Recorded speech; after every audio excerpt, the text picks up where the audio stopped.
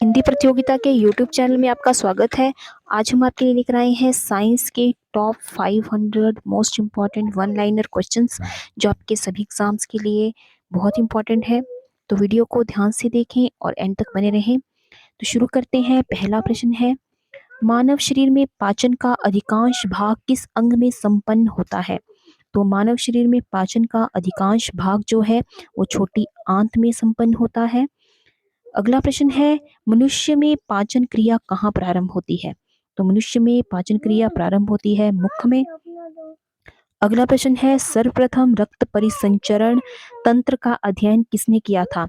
तो परिसंचरण तंत्र का अध्ययन सबसे पहले किया था हॉर्वे ने। अगला प्रश्न है, पेस मेकर का संबंध किससे है? तो पेस मेकर का संबंध है हृदय से। पेस मेकर का कार्य है दिल की धड़कन प्रारंभ करना। अगला प्रश्न है, गति प्रेरक किससे संबंधित है? तो गति प्रेरक हृदय से संबंधित है। अगला प्रश्न है, किनकी भित्तियों पर रक्त द्वार द्वारा डाले गए दबाव को रक्त दाब कहते हैं? तो धमनी द्वारा धमनी द्वारा डाले गए दबाव को जो है वो रक्त दाब कहते हैं। अगला प्रश्न है, सोते समय रक्तदाब में क्या परिवर्तन होता है? तो सोते समय जो है वो रक्तदाब जो है वो घटता है। अगला प्रश्न है, मानव रुधिर का पीएच है? तो मानव रुधिर का जो पीएच है वो है 7.4। अगला प्रश्न है, मानव रक्त प्लाज्मा में प्रायः पानी की प्रतिशत मात्रा में कितनी भिन्नता होती है? तो इसमें 80% जो है वो मात्रा होती है। अगला प्रश्न है, रक्त में पाई जाने वाली धातु है लोहा। अगला प्रश्न है, रक्त का शुद्धिकरण कहाँ होता है? तो रक्त का शुद्धिकरण जो है वो किडनी में होता है। अधिकतर पोषक तत्व रक्त में कहाँ से अवशोषित किए जाते हैं? तो अधिकतर पोषक तत्व जो है रक्त में छोटी आंत से अवशोषित किए जाते हैं। अगला प्रश्न है, लार में कौन सा एंजाइम पाया जाता है? तो लार में टाइलिन एंजाइम पाया जाता है। पेट में भोजन को पचाने के लिए किसकी खास आवश्यकता होती है? तो पेट में भोजन को पचाने के लिए एंजाइम की आवश्यकता होती है। अगला प्रश्न है, लार किसके पाचन में सहायक होती है? तो लार जो है वो स्टार्च के पाचन में सहायक होती है। अगला प्रश्न है, मानव के अमाशय में अम्ल एक्स उत्पन्न होता है जो भोजन के पाचन में सहायता करता है। एक्स क्या है? तो एक्स हाइड्रोक्लोरिक अम्ल होता है। अगला प्रश्न है, क्रेब्स चक्र में किसका संश्लेषण होता है? तो क्रेब्स चक्र में पायरुविक अम्ल का संश्लेषण होता है। अगला प्रश्न है, मानव शरीर में खून के शुद्धिकरण की प्रक्रिया को कहते हैं डायलिसिस। अगला प्रश्न है, पेप्सिन बदल देता है? तो पेप्सिन जो है प्रोटीन को पॉलीपेप्टाइड में बदल देता है। अगला प्रश्न है, पाचन क्रिया में प्रोटीन किस पदार्थ में बदल जाते हैं? तो पाचन क्रिया में प्रोटीन जो है वो एमिनो अम्ल में बदल जाते हैं। अगला प्रश्न है, वह अंग कौन सा है जो मानव शरीर में ग्लाइकोजन के रूप में कार्बोहाइड्रेट को जमा करता है? तो यकृत जो है वो मानव शरीर में ग्लाइकोजन के रूप में कार्बोहाइड्रेट को जमा करता है।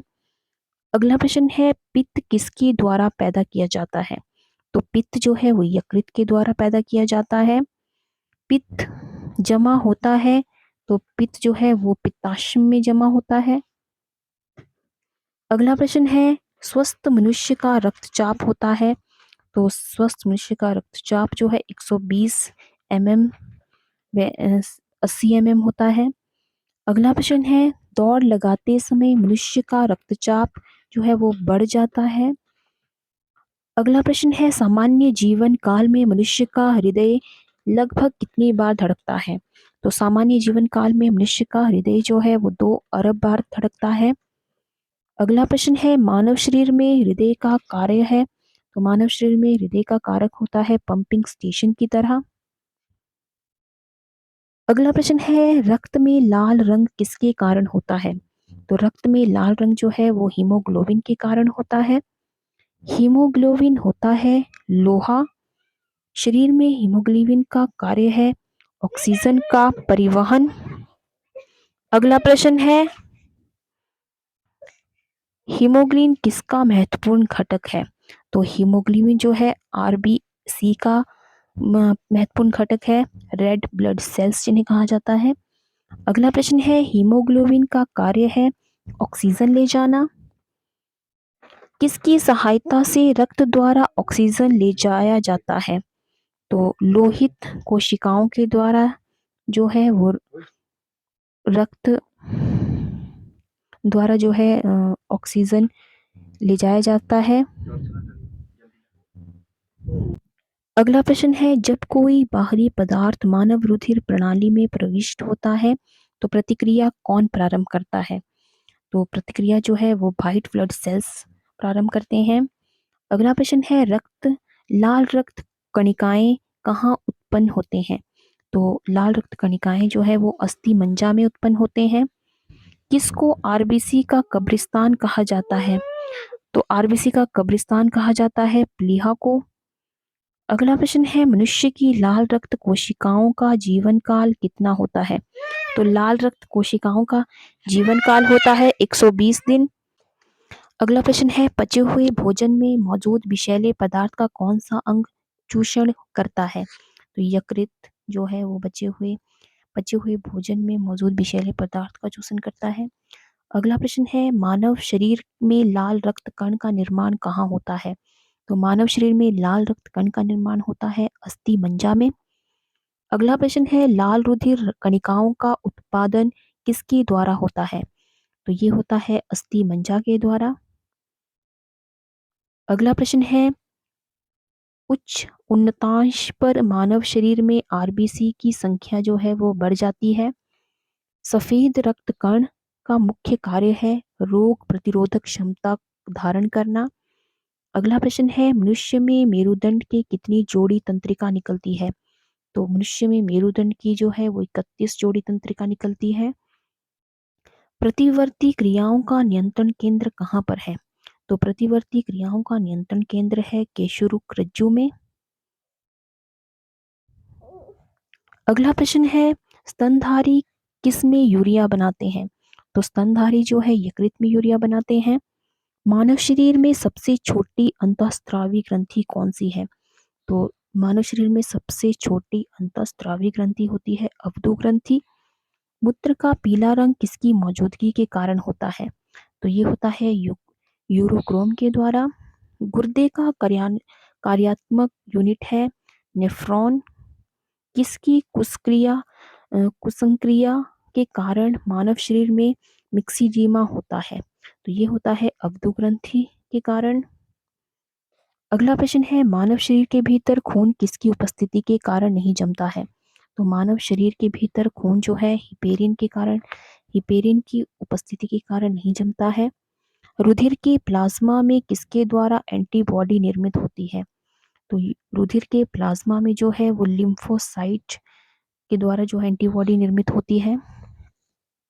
अगला प्रश्न है, एंटीजन जिसे प्रतिजन भी कहा जाता है एक ऐसा पदार्थ है जो प्रतिरक्षी के निर्माण को बढ़ावा देता है। आयोडीन युक्त हार्मोन है थायरोक्सिन। अगला प्रश्न है, मानव के श्वेत रक्त कणों का व्यास होता है लगभग 007 mm। अपोहन का प्रयोग किस क्रिया को पूरा करने के लिए होता है? तो अपोहन का प्रयोग जो है वो ब्रिक क्रिया को पूरा करने के लिए होता है। अगला प्रश्न है, स्वेदन किसके लिए महत्वपूर्ण है? तो स्वेदन जो है शरीर के तापमान के विनियंत्रित करने के लिए महत्वपूर्ण है। सामान्यतः निषेचन होता है गर्भाशय में। अगला प्रश्न है, एमनी एमनियोसेंटोसिस एक तरीका है जो बताता है भ्रूण के लिंग का। मानव शरीर में रक्तचाप नियंत्रित होता है अधिवृक्क ग्रंथि से। और जीवन रक्षक हार्मोन किस ग्रंथि में स्रावित होते हैं? तो ये एड्रिनल में स्रावित होते हैं। अगला प्रश्न है, मानव शरीर की किस ग्रंथि को मास्टर ग्रंथि कहा जाता है? तो मानव शरीर की पीयूष ग्रंथि को जो है वो मास्टर ग्रंथि कहा जाता है। मनुष्य के शरीर की सबसे छोटी ग्रंथि है पिट्यूटरी ग्रंथि। अगला प्रश्न है, गर्भाशय में शिशु के विकास की जानकारी हेतु किसका प्रयोग किया जाता है? तो इसके लिए अल्ट्रासाउंड किया जाता है। भ्रूण के विकास के लिए किस अंग के द्वारा खाद्य की पूर्ति की जाती है? तो भ्रूण के विकास के लिए जो है विजानसन अंग के द्वारा जो है वो खाद्य की पूर्ति की जाती है। अगला प्रश्न है, स्त्रियों में नसबंदी को कहा जाता है ट्यूबेक्टोमी। गाय और भैंस के थनों में दूध उतारने के लिए किस हार्मोन की सुई लगाई जाती है? तो इसके लिए ऑक्सीटोसिन लगाई जाती है। थायराइड ग्रंथि से थायरोक्सिन स्रावित करने के लिए उत्तेजित करने वाला अंतःस्रावित हार्मोन कौन सा है? तो वो है TSH। मायोग्लोबिन में कौन सी धातु होती है? तो मायोग्लोबिन में तांबा धातु होती है। अगला प्रश्न है, एक वयस्क पुरुष के लिए सामान्य हीमोग्लोबिन मात्रा प्रति 100 ml रक्त है 5 ग्राम। अगला प्रश्न है, मानव शरीर का सामान्यतः ताप होता है 9 डिग्री सेल्सियस। किस शारीरिक प्रक्रम से प्रोथ्रोम्बिन का संबंध है? तो इसका संबंध है रक्त जमाव से। शरीर में सबसे बड़ी अंतःस्रावी ग्रंथि कौन सी है? तो वो है अवटु, थायराइड जिसे कहते हैं। अगला प्रश्न है, कौन सा हार्मोन लड़ो उड़ो हार्मोन कहलाता है? तो लड़ो उड़ो हार्मोन कहलाता है एड्रीनेलिन। इंसुलिन है एक प्रकार का हार्मोन। कौन सा पदार्थ मानव शरीर में सबसे अधिक कठोर होता है? तो दंतवल्क जो है वो सबसे कठोर होता है। अगला प्रश्न है, किस कोशिका में इंसुलिन स्रावित होता है? तो बीटा कोशिका में इंसुलिन स्रावित होता है। अगला प्रश्न है, इंसुलिन उत्पादित होता है पैनक्रियाज द्वारा। ऑक्सीजन की उपस्थिति में सुक्रोज का CO2 एवं जल में ऊर्जा निर्मुक्त होने के साथ पूर्ण रूपांतरण होने को कहते हैं वायु श्वसन। हमारी छोड़ी हुई सांस की हवा में CO2 की मात्रा लगभग कितनी होती है? तो इसमें CO2 की मात्रा होती है 4%। हृदय वंचित है ऐच्छिक पेशी से। अगला प्रश्न है, मनुष्य में त्वचा किस स्थान पर सबसे अधिक मोटी होती है? तो सबसे अधिक जो मोटी हमारी त्वचा में जो त्वचा जो है वो तलुए पर जो है सबसे अधिक मोटी होती है। मानव शरीर का सबसे बड़ा अंग होता है फेफड़ा और मानव त्वचा को रंग देने वाला वर्णक होता है मेलानिन। कंडरा जोड़ता है पेशी को हड्डी से। मानव शरीर में कौन सी ग्रंथि ऐसी है जिसका संबंध शरीर की उत्तेजना से है? तो अधिवृक्क ग्रंथि का संबंध जो है वो शरीर की उत्तेजना से है। अगला प्रश्न है, मानव के कंठ के किस भाग को अवटु उद्धृत एडम्स एप्पल कहा जाता है? थायराइड की उपस्थिति को थायराइड उपास्थि को जो है वो एडम्स एप्पल कहा जाता है। मानव का मस्तिष्क लगभग कितने ग्राम का होता है? तो मानव का मस्तिष्क जो है वो 1350 ग्राम का होता है। मानव शरीर में सबसे लंबी अस्थि है उरु अस्थि। मुख्यतः इसकी उपस्थिति के कारण मानव शरीर उच्च वायुमंडलीय दाब के अंतर्गत भी बिना कुचला रहता है। तो कोशिकाओं में तरल के कारण जो है वो वायुमंडल दाब के अंतर्गत भी जो है वो मानव शरीर बिना कुचला रहता है। अगला प्रश्न है, आंख में रेटिना की परंपरागत कैमरा के निम्नलिखित में से किस भाग से तुलना की जाती है? तो इसकी तुलना फिल्म से की जाती है। रक्त जमने में किस तत्व की मुख्य भूमिका होती है? तो रक्त जमने में Ca की जो है प्रमुख भूमिका होती है। अगला प्रश्न है, मनुष्य में सामान्य रुधिर शर्करा स्तर प्रति 100 ml रुधिर होती है 80 से 100 mg। अधिक ऊंचाई पर मानव शरीर में लाल रक्त कणिकाएं जो है संख्या में बढ़ जाएंगी। मानव रुधिर में कोलेस्ट्रॉल का सामान्य स्तर होता है 140 से 180 मिलीग्राम। अगला प्रश्न है, यदि किसी व्यक्ति की रुधिर वाहिकाओं की त्रिज्या कम हो जाए जो उसका रक्तदाब तो उसका रक्तदाब जो है वो बढ़ जाएगा। मानव शरीर में किस अंग में लसिका कोशिकाएं बनती है? तो मानव शरीर में दीर्घ अस्थि में जो है वो लसिका कोशिकाएं बनती है। स्तनपायियों में श्वेत ग्रंथियां मूलतः संबंधित है ताप नियमन से। मानव हृदय में कक्ष की संख्या है 4। मधुसूदनी अंतःस्राव एक कोलिपिड है। मानव शरीर में पैरों की हड्डियां हैं फिबुला और टिबिया। गर्भाशय के लिए वैकल्पिक शब्द क्या है? तो इसे यूट्रस कहा जाता है। हीमोग्लोबिन की अधिकतम बंधुता होती है ऑक्सीजन के लिए। अगला प्रश्न है, कौन सी ग्रंथि सेक्स हार्मोन का स्राव करती है? तो एड्रिनल ग्रंथि करती है। मानव शरीर में हार्मोन में से कौन सा रक्त कैल्शियम और फास्फोरेट को विनियमित करता है? तो पैराथायरॉयड हार्मोन जो है ये रक्त कैल्शियम और फास्फोरेट को विनियमित करता है। मानव शरीर के किस भाग में शुक्राणु डिंब को निषेचित करता है? तो डिंब वाहिनी नली जो है इसे निषेचित करता है। अगला प्रश्न है, जब वृक्क कार्य करना बंद कर दे तो कौन सा पदार्थ जमा है? तो रक्त में नत्र जनित अपशिष्ट पदार्थ जो है वो जमा होते हैं। जब एक व्यक्ति वृद्ध हो जाता है तो सामान्यतः उसका रक्तदाब जो है वो घट जाता है।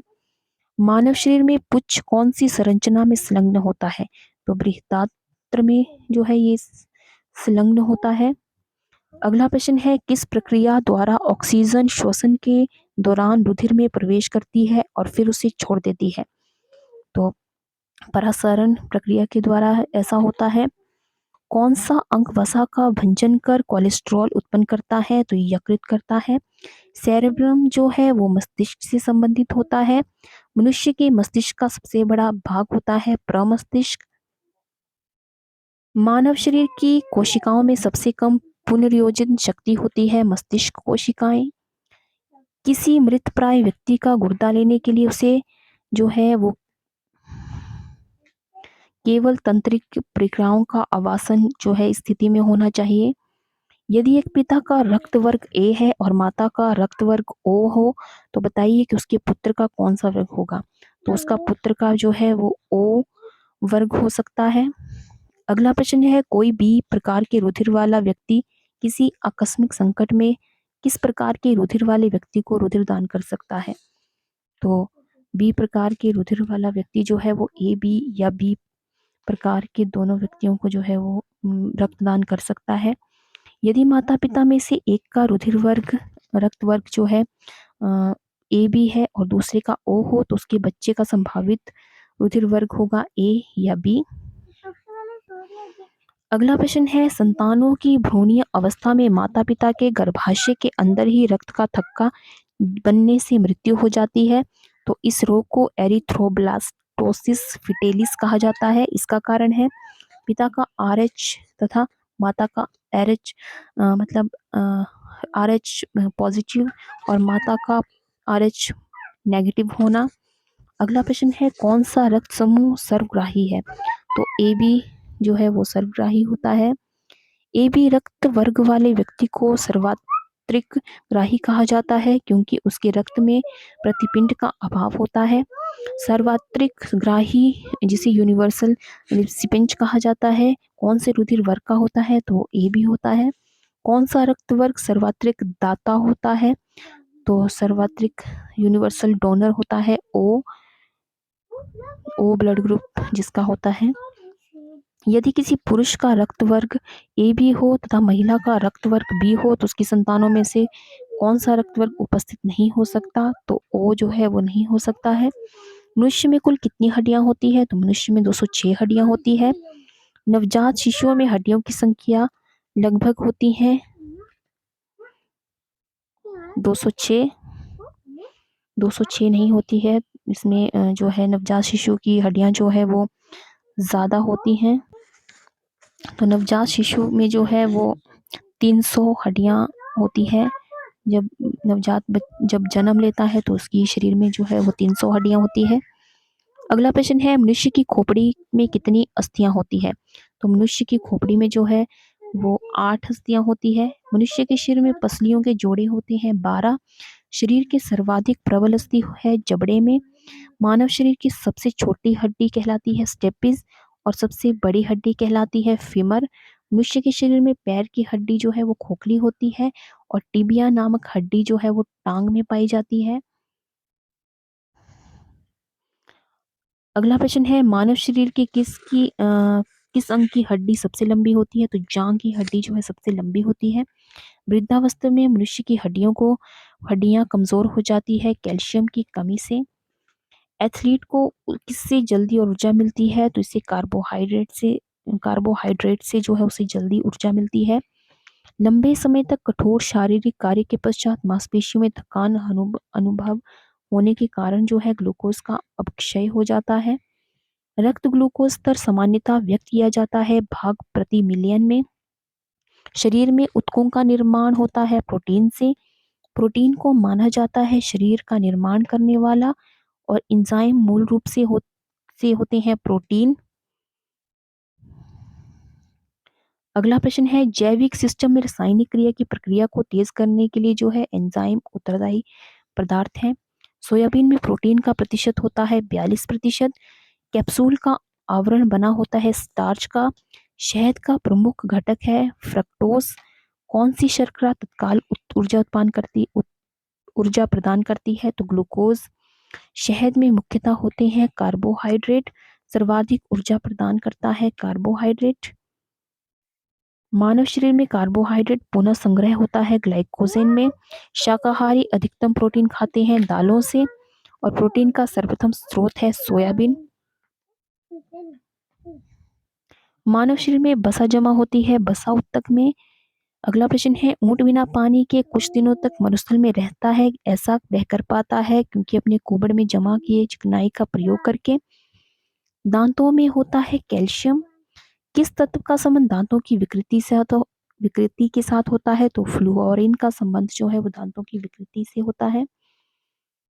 हृदय की धड़कन को नियंत्रित करने के लिए जो है वो पोटेशियम की आवश्यकता होती है। सागरीय खरपतवार किसका महत्वपूर्ण स्रोत है? तो ये शैवाल का महत्वपूर्ण स्रोत है। आयोडीन का सर्वोत्तम स्रोत है शैवाल। उपस्थित उपस्थित तथा हड्डियों के निर्माण और संपोषण में आवश्यक तत्व होता है कैल्शियम। दाश्र कोशिका अरक्तता रोग किसकी अपसामान्यता के कारण होता है? तो ये लाल रुधिर कोशिका के कारण होता है। प्रचुरतम मात्रा में खाद्य प्रोटीन के दो स्रोत होते हैं सोयाबीन और मूंगफली। दूध में प्रोटीन और कार्बोहाइड्रेट के अतिरिक्त पोषणदायक अन्य तत्वों में सम्मिलित है कैल्शियम और पोटेशियम। सीमेंट और अस्थियों दोनों में विद्यमान तत्व है कैल्शियम। किसकी कमी से एनीमिया रोग होता है? तो ये एनीमिया जो है लोहा मतलब रक्त हीमोग्लोबिन की कमी के कारण होता है। किस विटामिन का संबंध जो है वो रक्त थक्का से है? तो विटामिन के का संबंध है। मानव शरीर में औसतन ऑक्सीजन का तत्व होता है 50%। अगला प्रश्न है पालक के पत्तों में किसकी मात्रा सबसे अधिक होती है? तो इसमें आयरन की मात्रा सबसे अधिक होती है। सबसे अधिक आयरन पाया जाता है हरी पत्तेदार सब्जियों में। मूत्र के स्रवण को बढ़ाने वाली औषधि को कहते हैं डायूरेटिक। टाइफाइड में शरीर का कौन सा अंग प्रभावित होता है? तो आंत प्रभावित होती है। पेचिश रोग के लिए उत्तरदायी प्रोटोजोआ होता है अमीबा। आंखों की दूरदृष्टि की बीमारी होती है नेत्र गोलक के छोटा होने के कारण। हैजा का कारण है जीवाणु। किसके जांचने के लिए एलिसा टेस्ट किया जाता है? तो एड्स को जांचने के लिए किया जाता है। एवियन इन्फ्लुएंजा विषाणु को किससे निरूपित किया जाता है? तो इसे H5N1 से निरूपित किया जाता है। किसकी कमी से दंत क्षय होता है? तो फेलोरिन की कमी से होता है। वेरियम मील का उपयोग किया जाता है आहार नली की एक्सरे के लिए। गुर्दा पथरी का पता लगाने के लिए किस प्रतिबिंबी यंत्र को प्रयोग में लाया जाता है? तो सीटी स्कैन को जो है इसमें प्रयोग में लाया जाता है। अगला प्रश्न है, गहरे तले हुए खाद्य पदार्थ कैंसर जनक होते हैं क्योंकि उनमें प्रचुरता होती है वसा की। किस भारी वस्तु की विषाक्तता यकृत सिरोसिस पैदा करती है? तो कॉपर करती है। मानव शरीर में रक्त की अपर्याप्त आपूर्ति को कहते हैं एस्कीमिया। अगला प्रश्न है, टाइफाइड पैदा किया जाता है साल्मोनेला टाइफी द्वारा। बीसीजी प्रतिरक्षक होता है टीबी के लिए। कार्बोहाइड्रेट के अलावा हमारे आहार में ऊर्जा का एक प्रमुख स्रोत होता है वसा। रक्त का थक्का बनाने के लिए इनमें से कौन सा अवयव मदद करता है? तो विटामिन के करता है। अगला प्रश्न है, बीसीजी का टीका किसके विरुद्ध प्रतिरोधक क्षमता उत्पन्न करने के लिए उपयुक्त होता है? तो तपेदिक की क्षमता उत्पन्न करने के लिए ये बीसीजी का टीका लगाया जाता है। मानव शरीर रचना के संदर्भ में एंटीबॉडीज होते हैं प्रोटीन्स। पीलिया किसके संक्रमण के कारण होता है? तो यकृत अ, के संक्रमण के कारण होता है। न्यूमोनिया रोग मानव शरीर के किस अंग को ग्रसित करता है? तो ये फेफड़े को ग्रसित करता है। पूर्ण स्मृति लोप को किस शब्द द्वारा जाना जाता है? तो एमनीसिया से जो है इसे जाना जाता है। कौन सी बीमारी पानी द्वारा नहीं होती है? तो पानी द्वारा जो है वो फ्लू नहीं होता है। रक्तता में किसकी मात्रा कम हो जाती है? तो हीमोग्लोबिन की मात्रा कम होती है। चेचक होने का कारण है बेरियोला वायरस। गाय के दूध का रंग जो है किसकी मौजूदगी के कारण थोड़ा पीला होता है? तो कैरोटीन के कारण जो है इसका रंग पीला होता है। कौन सा रोग प्राय वायु के माध्यम से फैलता है? तो ट्यूब ट्यूबरक्लोसिस जो है रोग जो है प्राय वायु के माध्यम से फैलता है। अन्न एक समृद्ध स्रोत है स्टार्च के। कैंसर के उपचार के लिए प्रयुक्त रेडियो आइसोटोप है CO-60। शरीर की विभिन्न गतिविधियों के लिए ऊर्जा स्रोत है कार्बोहाइड्रेट। 14 वर्ष की आयु तक के बच्चे के विकास के लिए सबसे अधिक महत्वपूर्ण है प्रोटीन। पीत जोड़ संचारित किया जाता है एडिस द्वारा।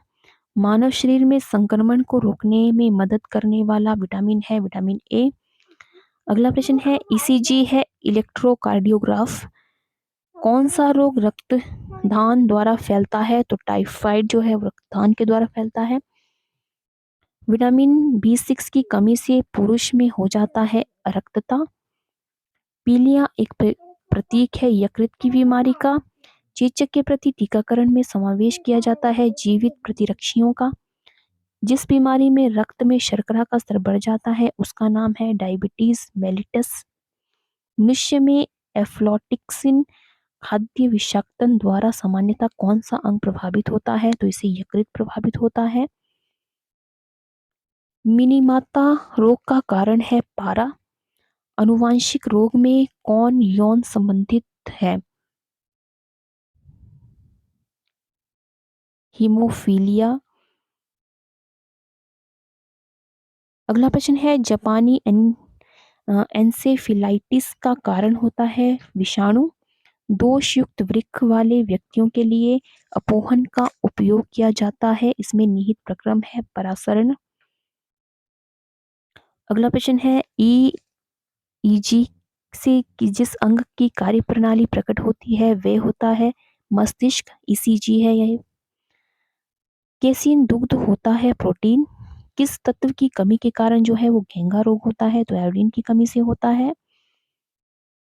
किसकी उपस्थिति के कारण दूध में जो है वो मिठास आ जाती है? तो लैक्टोज की के कारण जो है वो दूध में मिठास आ जाती है। सुअरों को मानव रिहायशी क्षेत्र से दूर रखना किसके उन्मूलन में सहायक है? तो जापानी एन्सेफेलाइटिस के उन्मूलन में जो है सहायक है। घात करो और छिप जाओ नाम से विख्यात विषाणु है RSV विषाणु। चिकित्सक परामर्श देते हैं कि हमें अपना भोजन वनस्पति घी अपेक्षा तेल में बनाना चाहिए क्योंकि तेल में असंतृप्त वसाएं होती है। कोलेस्ट्रॉल है जंतु वसा में उपस्थित वसीय अल्कोहल। आहार में लवण का मुख्य उपयोग है भोजन के पाचन के लिए। अपेक्षित हाइड्रोक्लोरिक अम्ल लघु मात्रा में पैदा करना। वसा में घुलनशील विटामिन होते हैं कैल्सीफेरॉल, कैरोटीन और टोकोफेरॉल। एक कार्यशील महिला को प्रतिदिन कितना प्रोटीन होना चाहिए? तो कार्यशील महिला को प्रतिदिन जो है वो 45 ग्राम प्रोटीन लेना चाहिए। एनोमिस एनोस्मिया कहते हैं घ्राण संवेदना की कमी को।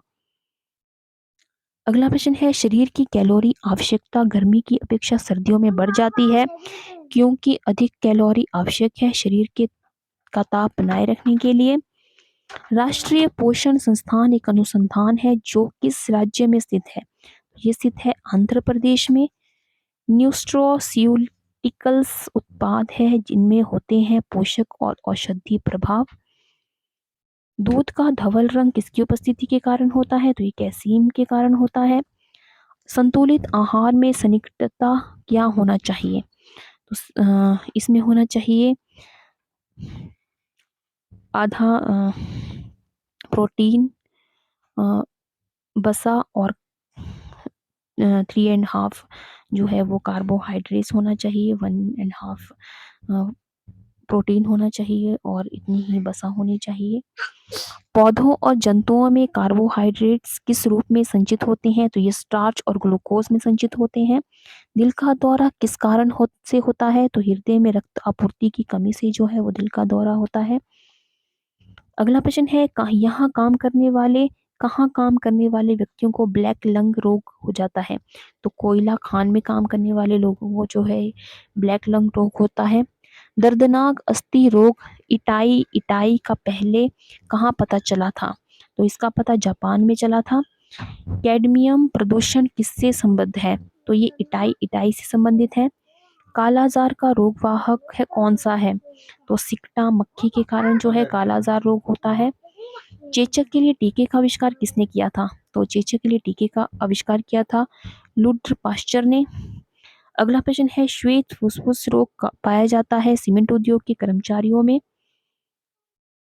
अगला प्रश्न है एड्स विषाणु के लिए सबसे ज्यादा आजमाई गई दवा है जीडोबुडिन।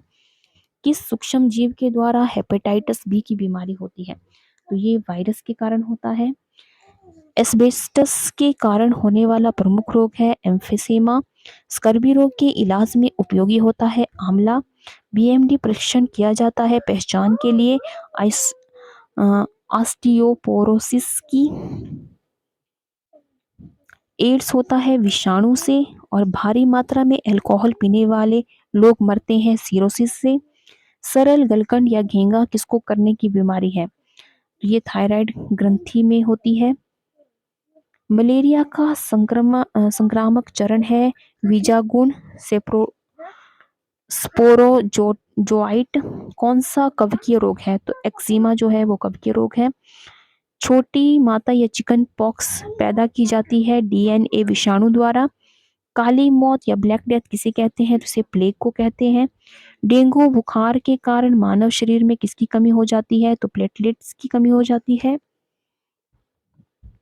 अगला प्रश्न है गाजर किस विटामिन का समृद्ध स्रोत है? तो विटामिन ए का स्रोत है। मानव शरीर में विटामिन ए संचित रहता है यकृत में। थायमिन है विटामिन बी। जिस विटामिन में कोबाल्ट होता है वह है विटामिन बी 12। बच्चों में अंगों की अस्थियां मुड़ जाती है यदि कमी होती है विटामिन डी की। विटामिन बी 2 का अन्य नाम है राइबोफ्लेविन। एक कठोर परिश्रम करने वाले पुरुष को दैनिक ऊर्जा की आवश्यकता होती है 4000 कैलोरी और कैल्शियम की।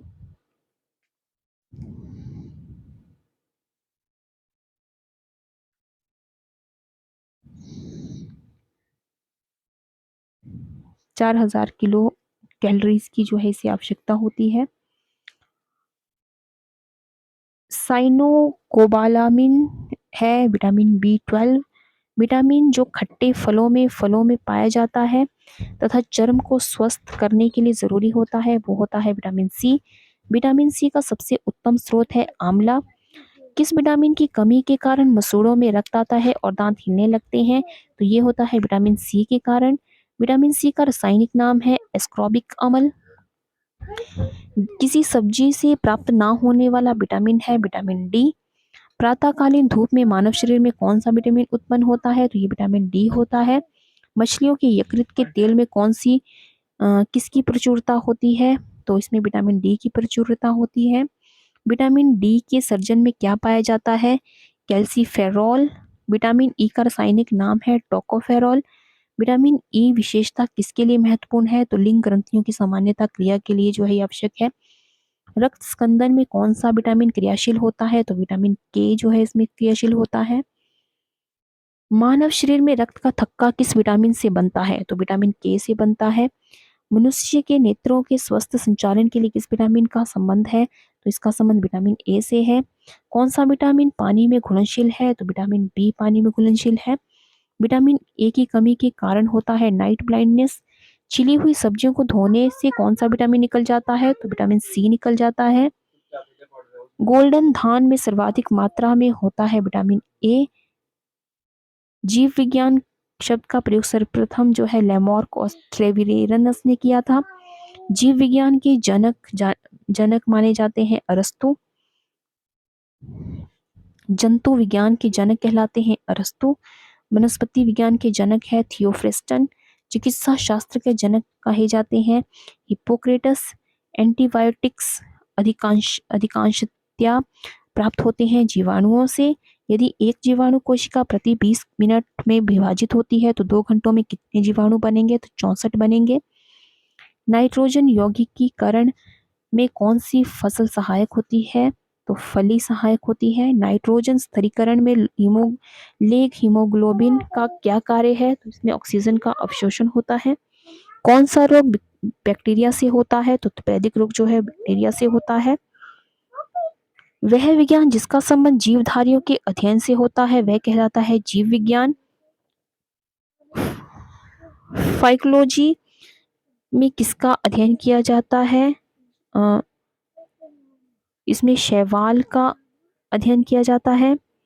पर्यावरण का अध्ययन जीव विज्ञान की किस शाखा के अंतर्गत किया जाता है? तो ये पारिस्थितिकी के कारण किया जाता है, की शाखा के अंतर्गत किया जाता है। तपेदिक उत्पन्न करने वाला जीवाणु है माइकोबैक्टीरियम। एक्सोबायोलॉजी में किसका अध्ययन किया जाता है? तो बाह्य ग्रंथों और अंतरिक्ष के में जीवन का अध्ययन इसमें किया जाता है। पुष्पों का अध्ययन कहलाता है एंथ्रोलॉजी। बैक्टीरिया में पाए जाने वाला प्रकाश जो है संश्लेषी आशय कहलाता है वर्णकिलवक। हैजा होता है जीवाणु के कारण। तपेदिक होता है बैक्टीरिया के कारण। और प्रशीतन खाद्य परिरक्षक में मदद करता है जैव रासायनिक अभिक्रिया की दर को कम कर। जैव निम्नीकृत अपशिष्ट को किसकी सहायता से उपयोगी पदार्थ में रूपांतरित किया जाता है? तो जीवाणु को किया जाता है। किसके दूध द्वारा दूध खट्टा होता है? तो जीवाणु के कारण जो है वो दूध खट्टा होता है। दूध के दही के रूप में जमने का कारण होता है लैक्टोबैसिलस। आईवी द्वारा होने वाला रोग है एड्स। एड्स वायरस क्या है? एक सूची आरएनए एड्स का कारण है वायरस। आईवी का फुल फॉर्म होता है human immunodeficiency virus. Immunodeficiency virus. AIDS फैलता है शारीरिक संपर्क से। विषाणु में क्या होता है? तो इसमें न्यूक्लिक एसिड और प्रोटीन होता है। सार्स है विषाणु जनित रोग। खसरा जो है वो होता है विषाणु के कारण। कौन सा रोग विषाणु के कारण होता है? तो चेचक भी जो है वो विषाणु के कारण होता है। जंतु में होने वाली फुट एंड माउथ रोग किसके कारण होता है? तो ये भी विषाणु के कारण होता है। आलू में मौजिक रोग का कारक तत्व है विषाणु। मशरूम है एक कवक। प्रथम युक्त प्रतिजैविकी कौन सा है? तो ये पेनिसिलिन है। एथलीट फुट नामक बीमारी जो है वो उत्पन्न होती है कवक से। कौन सा एक कवक एवं उच्च पादप की जड़ों के बीच उपयोगी कार्यात्मक संबंध को दर्शाता है? माइकोराइजा। लाइकेन जिन 2 वर्ग के पौधों से मिलकर बनता है वे है कवक और वे शैवाल। लिटमस अम्ल क्षार सूचक प्राप्त होता है लाइकेन से। सौर ऊर्जा किससे प्राप्त होती है? तो ये सूर्य से प्राप्त होती है। साबूदाना किससे बनाया जाता है? तो ये साइकस से बनाया जाता है। दमा एवं खांसी के रोगों में काम आने वाली औषधि इफेड्रिन किससे प्राप्त की जाती है? तो ये इफ्रेडा से प्राप्त की जाती है। कौन सा जीवित जीवाश्म कहलाता है? तो जिंक को जो है वो जीवित जीवाश्म कहलाता है। अगला प्रश्न है, विषाणु वृद्धि करता है जीवित कोशिका में। पौधे का कौन सा भाग फूल बनने का उद्दीपन ग्रहण करता है? तो पर्ण जो है वो फूल बनने का उद्दीपन ग्रहण करता है। कुरिंजी पुष्प में 12 वर्ष में एक बार खिलने का कारण है फ्लोरेसेंस स्राव। संसार का सबसे छोटा पुष्प है बुल्फिया। फूलगोभी में पौधे का उपयोगी भाग होता है ताजा पुष्प समूह। विश्व का सबसे बड़ा पुष्प है रेफ्लेशिया। जीवन चक्र की दृष्टि से पौधे का सबसे महत्वपूर्ण अंग होता है पुष्प। प्याज में खाद्य भाग होता है तना। आलू है रूपांतरित तना। और तापरिन का तेल प्राप्त किया जाता है चीड़ से। तारपिन का तेल प्राप्त किया जाता है चीड़ से। सामान्यतः प्रयोग में आने वाला मसाला लौंग जो है वो फूल की कली से प्राप्त होता है। हशीश पौधे से प्राप्त की जाती है। ये बताइए कि वह पौधे के किस भाग से प्राप्त की जाती है? तो ये तने और नर पुष्पक्रम के निस्त्राव से प्राप्त की जाती है। प्रकाश संश्लेषण होता है केवल दिन में। प्रकाश संश्लेषण के लिए कौन सी गैस आवश्यक है? तो कार्बन डाइऑक्साइड जो है इसके लिए आवश्यक होती है। पौधे व पेड़ का खाना तैयार करने की प्रक्रिया कहलाती है फोटोसिंथेसिस। अगला प्रश्न है, किस वनस्पति खाद्य में अधिकतम प्रोटीन होता है? तो सोयाबीन में जो है वो अधिकतम प्रोटीन होता है। सिनकोना की छाल से प्राप्त औषधि को मलेरिया उपचार के लिए प्रयोग किया जाता था। जिस कृत्रिम औषधि ने इस प्राकृतिक उत्पाद को प्रतिस्थापित किया वह है क्लोरोक्विन। कौन सी फसल मृदा को नाइट्रोजन से भरपूर कर देती है? तो मटर जो है वो मृदा को नाइट्रोजन से भरपूर कर देती है। किस पेड़ की छाल मसाले को नाइट्रोजन से भरपूर कर देती है? तो दालचीनी। चंदन के पेड़ को माना जाता है आंशिक मूल परजीवी। नर पुष्प और स्त्री पुष्प दोनों को जन्म देने वाले पादप कहलाते हैं उभयलिंगाश्रयी। पत्ती के लाल नारंगी और पीला रंग के कारण होते हैं कैरोटीनाइड। गेहूं जौ नींबू राई नारंगी और बाजरा संबंधित है 3 पादप परिवारों से। बांस को वर्गीकृत किया जाता है घास में। ये एक घास कहलाता है। धनिया में उपयोगी अंश होता है पत्ते और सूखे फल। जैव ईंधन बीज से प्राप्त होता है जेट्रोफा।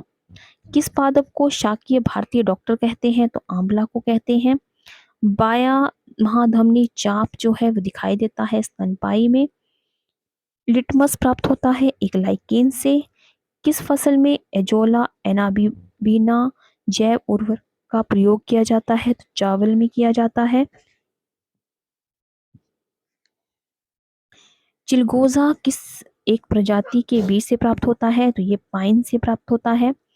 फलीदार पादपों की जड़ों में उपस्थित गांठों में पाए जाने वाले नेत्रजन स्थिरीकरण जीवाणु है सहजीवी।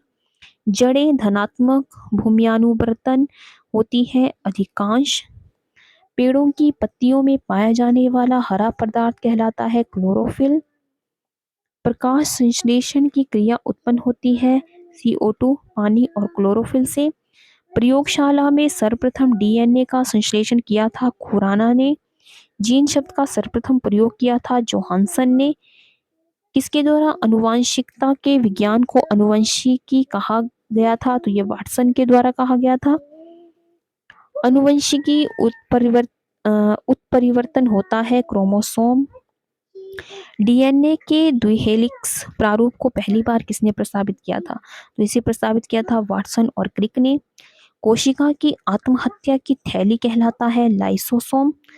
लाइसोसोम में पाया जाने वाला एक एंजाइम जिनमें जीव द्रव्य को घुला देने और नष्ट कर देने की क्षमता होती है वह कहलाता है हाइड्रोलाइटिक एंजाइम। 80% से अधिक सेल कोशिक में पाया जाने वाला पदार्थ है जल। किसकी उपस्थिति के कारण किसी पादप कोशिका और पशु कोशिका में अंतर पाया जाता है? तो ये पाया जाता है कोशिका भित्ति के द्वारा। गोल्जिकाए का प्रमुख कार्य है स्रावी। एक काष्ठीय पौधे की आंतरिक छाल का मुख्य कार्य क्या है? तो इसका मुख्य कार्य है पत्तियों से पौधों के अन्य भाग को खाद्य परिवहन करना। अगला प्रश्न है संवहनी पौधों में पानी ऊपर किससे जाता है? तो जाइलम टिश्यू से जो है इसमें पानी ऊपर जाता है। किसी भारतीय वैज्ञानिक ने पादपों में जल की लंबी दूरी के अभिगमन का सिद्धांत प्रस्तुत किया था? तो ये प्रस्तुत किया था जेसी बॉस ने। संसार का सबसे बड़ा परितंत्र है सागर। मृदा अपरदन रोका जाता है वन रोपण द्वारा। जब हम बकरी का मांस खाते हैं तब हम द्वितीयक उपभोक्ता है। हाइड्रोफाइट कहते हैं एक जलीय पौधे को। मरुद्भिद पौधा है करील। पर्यावरण के अजैव अवयव का उदाहरण है वायु। हाइड्रोपोनिक्स संबंधित है मिट्टी के बिना पौधे की वृद्धि से। सौर ऊर्जा का सबसे बड़ा यौगिकीकरण होता है हरे पौधे। पारिस्थितिक संतुलन बनाए रखने के लिए भारत में वन क्षेत्र के इतने अनुपात में होना चाहिए? तो ये 33.3% अनुपात में होना चाहिए। भारत में मैंग्रोव की खेती के लिए कौन सा क्षेत्र प्रसिद्ध है? तो दक्षिण 24 परगना का सजने खाली जंगल जो है इसके लिए प्रसिद्ध है। एपिफाइटस बहुत अधिक विकसित होती है। ऐसे पौधे होते हैं जो अन्य पर निर्भर करते हैं, तो ये कहलाते हैं ये जो है यांत्रिक मदद हेतु। अगला प्रश्न है पादप पादपालय पादपाल्य एक सुविधा है जिससे नियंत्रित दिशाओं में पादपों का उगना संभव हो पाता है। कौन सा कृषि कार्य पर्यावरणीय दृष्टि से उपयुक्त है? तो कार्बनिक कृषि जो है वो पर्यावरण दृष्टि से उपयुक्त है। अधिकांश मरुस्थलीय पादप रात्रि के समय ही पुष्पित होते हैं क्योंकि मरुस्थलीय कीट रात्रि के समय सक्रिय होते हैं। रेगिस्तान में पैदा होने वाले पौधे कहलाते हैं जीरोफाइटस। पारिस्थितिक निके की संकल्पना को प्रतिपादित किया जाता है ग्रीनेल्स ने प्रतिपादित किया था ग्रीनेल्स ने। सबसे स्थायी पारिस्थितिक तंत्र है समुद्र। मनुष्य किसके द्वारा जीव मंडल में पारिस्थितिक संतुलन बनाए रख सकता है? तो संबंधित पौधे की नई किस्म और पालतू पशु की नई नस्ल विकसित करना जो है विकसित करके जो है वो मनुष्य जीव मंडल में पारिस्थितिक संतुलन बनाए रख सकता है। सामाजिक वानिकी है सरकारी स्वामित्व वाली भूमि पर उपयोगी पौधों का उगाना और उनकी व्यवस्था करना। राष्ट्रीय वानस्पतिक उद्यान कहाँ पर स्थित है? तो ये लखनऊ में स्थित है। भारत में वन अनुसंधान स्थित है देहरादून में। पृथ्वी का विशालतम पारिस्थितिक तंत्र है जलमंडल। एक कृत्रिम पारिस्थितिक तंत्र निरूपित किया जाता है जल जीवशाला द्वारा। रेड डाटा बुक उन जातियों के बारे में जानकारी देती है जो संकटपन है। भारत में पारिस्थितिक असंतुलन का एक प्रमुख कारण है वनोन्मूलन। ताल पारिस्थितिक तंत्र की स्थिरता निर्भर करती है उत्पादकों और उपभोक्ताओं पर। प्रकृति के संतुलन को तय करने वाला मुख्य कारक है मानव गतिविधियां। वैश्विक विरासत का वन माना जाता है पश्चिमी बंगाल में सुंदरवन को। वह वर्णक जो वनस्पति को बैंगनी किरणों के दुष्प्रभाव से बचाता है तो वो होता है फाइकोसाइनिन। सर्वाधिक जैव विविधता पाई जाती है उष्णकटिबंधीय वर्षावन में। पारिस्थितिक तंत्र में तत्वों के चक्रण को कहते हैं जैव भूरासायनिक चक्र। चिपको आंदोलन मूल रूप से किसके विरुद्ध था? तो ये वन कटाई के विरुद्ध था। इकोमार्क उन भारतीय उत्पादों को दिया जाता है जो पर्यावरण के प्रति मैत्रीपूर्ण हो। ओजोन इतनी सांद्रता पर गंभीर फुफ्फुसीय रोग उत्पन्न करके मानव स्वास्थ्य को प्रभावित करता है। तो 9.0 ppm। विश्व का सबसे अधिक तेजी से बढ़ने वाला जल पादप है जल हायसिंथ। यदि विश्व के सभी पादप मर जाते हैं तो सभी पशु भी इनकी कमी के कारण मर जाएंगे। तो ये ऑक्सीजन के कारण हो जाता है। अगला प्रश्न है, जब पादप विविधता को प्राकृतिक आवास में संचारित किया जाता है तो इस संरक्षण को कहते हैं स्वस्थाने। अत्यधिक वनोन्मूलन का सबसे अधिक खतरनाक प्रभाव है मृदा अपरदन। चारण आहार श्रृंखला के आधार तल में जीव होते हैं उत्पादक। पर्यावरणीय आयोजन के साथ मूलतः संबंधित संगठन है NEERI। अगला प्रश्न है, मैंग्रोव वनों पर वैश्विक तापन का क्या प्रभाव होगा? तो मैंग्रोव के विशाल क्षेत्र जलमग्न हो जाएंगे। दो भिन्न समुदायों के बीच का क्रांतिक क्षेत्र कहलाता है इकोटोन। एक मनुष्य के जीवन को पूर्ण रूप से धारणीय करने के लिए आवश्यक न्यूनतम भूमि को कहते हैं पारिस्थितिकीय पदचाप। डीएनए का डबल हेलिकस मॉडल किसने दिया था? ये वॉटसन व क्रिक ने दिया था। माता पिता के गुण उनकी संतानों में किसके द्वारा स्थानांतरित होते हैं? तो ये गुणसूत्र के द्वारा स्थानांतरित होते हैं। पुरुष में पुरुषत्व के लिए कौन सी गुणसूत्री संयोजक उत्तरदायी है? तो इसके लिए उत्तरदायी है XY। एक सामान्य मानव शरीर कोशिका में गुणसूत्रों की संख्या होती है 46। मानव में नर का गुणसूत्र सम्मिश्रण होता है XY। बच्चों के लिंग निर्धारण के लिए उत्तरदायी क्रोमोसोम होता है पिता का। मनुष्य में कौन से क्रोमोसोम के मिलने से बालक का जन्म होगा? तो पुरुष का Y और स्त्री का X जब मिलते हैं तो बालक का जन्म होता है। एक वर्णांत पुरुष का सामान्य महिला की संतानों में पुत्रों के वर्णांत होने की संभावना है 0%। शिशु का पितृत्व स्थापित करने के लिए किस तकनीक का प्रयोग किया जाता है? तो इसके लिए DNA फिंगर प्रिंटिंग का तकनीक का प्रयोग किया जाता है। जीन शब्द किसने बनाया था? तो ये जी मेंडल ने बनाया था। वर्णांधता वाले व्यक्ति को लाल रंग दिखाई देगा हरा। एक वर्णांध पुरुष एक सामान्य महिला से विवाह करता है, वर्णांधता के लक्षण उत्पन्न होंगे उसके पुत्रियों के पुत्रों में। गुणसूत्र में होते हैं DNA और प्रोटीन। DNA उंगली छाप का प्रयोग किसकी पहचान के लिए किया जाता है? तो ये बलात्कारी, माता पिता और चोर की पहचान के लिए किया जाता है। जेनेटिक्स किसका अध्ययन है? तो जेनेटिक्स आनुवंशिकता और विचरण का अध्ययन है। संसार में किस जीव की संख्या सर्वाधिक है? तो संसार में मछली की संख्या जो है वो सर्वाधिक है। सबसे विषैली मछली है पाषाण मछली। मच्छरों के नियंत्रण हेतु प्रयोग किए होने वाली कीटभक्षी मछली है गैम्बुसिया। जल से बाहर निकाले जाने पर मछलियां मर जाती है क्योंकि वे श्वास नहीं ले पाती हैं। शार्क मछली में कितनी हड्डियां होती है? तो शार्क मछली में हड्डियां नहीं होती है तो 0। एम्फीबिया बनाता है जल और स्थल दोनों पर ही रह सकने वाले पशुओं को। घोंसला बनाने वाला एकमात्र सांप है किंग कोबरा। पहला क्लोन पशु डॉली कौन सा पशु था? ये भेड़ थी। कुछ रेगिस्तानी छिपकलियां अपने मल को शुष्क आकार में निष्कासित करती है। इससे किस प्रकार की मदद मिलती है? तो जीवों का पर्यावरण के अनुसार अनुकूलन में जो है इसकी मदद मिलती है। डायनासोर थे मेसोजोइक सरीसृप।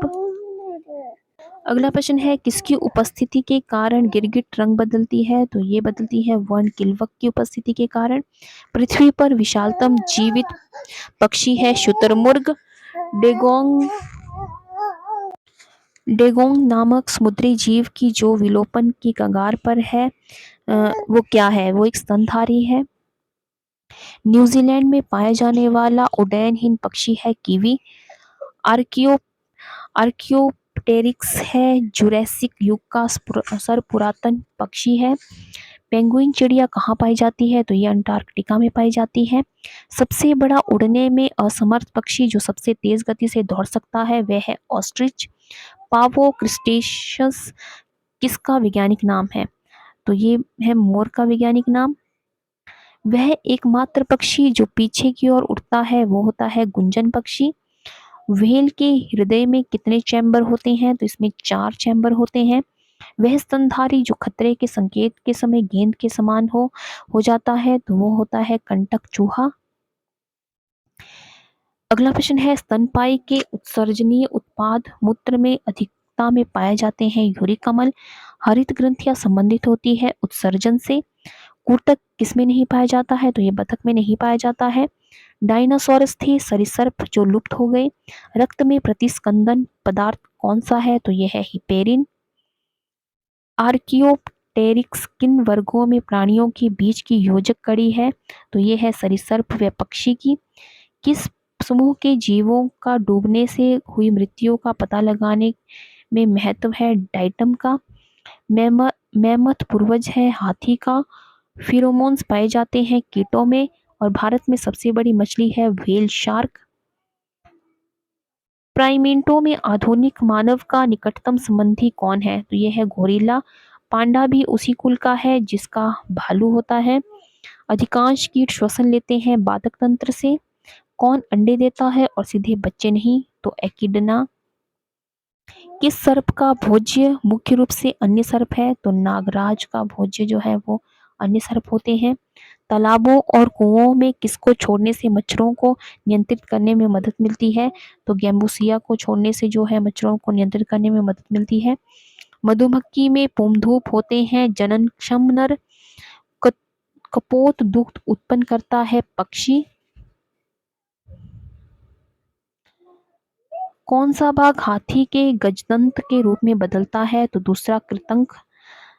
कृतंक। डार्विन फिंचिंग का प्रयोग किस समूह के लिए किया जाता है? तो इसका प्रयोग पक्षियों के लिए किया जाता है। विलोपन की कगार पर सर्वाधिक संकटापन्न एशिया का शीर्ष परभक्षी है ढोल। विभिन्न जातियों के एक्स सीटू संरक्षण के लिए निम्न में से कौन सा उद्दिष्ट है? तो इसके लिए उद्दिष्ट है जर्म प्लाज्म बैंक। तो ये थे आज के साइंस के 500 most important one liner questions.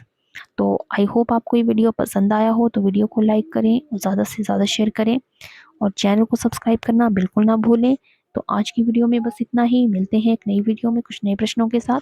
तब तक के लिए जय हिंद, जय भारत।